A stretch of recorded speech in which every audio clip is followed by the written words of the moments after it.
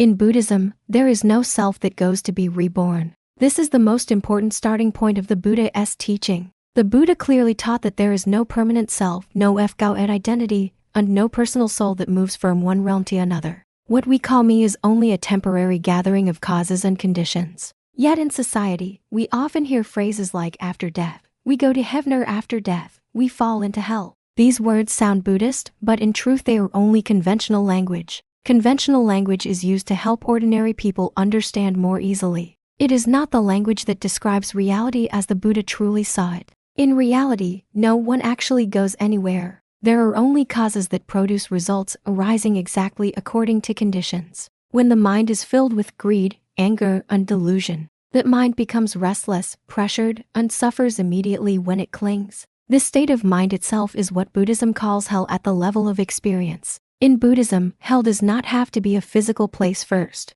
It is the condition of a mind constantly burned by craving. The same applies to heaven. It is not a place that someone moves to. It is a state of mind that is light, calm, and at ease due to wholesome causes. Therefore, when people say make merit to go to heaven, if they believe there is a self that goes to enjoy pleasure, that is wrong view. But if they understand that wholesome causes led to ease, clarity, and a mind free from agitation, that understanding still remains within the Buddhist framework. The Buddha did not teach to migrate between realms. He did not teach to escape hell in order to reach heaven. And he did not teach to accumulate merit for a future life. What the Buddha taught was how to exit the entire system of becoming, to step out of the cycle where the mind repeatedly creates suffering through causes and conditions. In Buddhism, becoming is not only about the next life, it is the arising of a sense of self in every single moment. Every time the mind clings and says this is me or this is mine, a realm is born right there. And whenever there is becoming, there must be suffering, because whatever arises must decay and whatever is clung to must eventually break apart.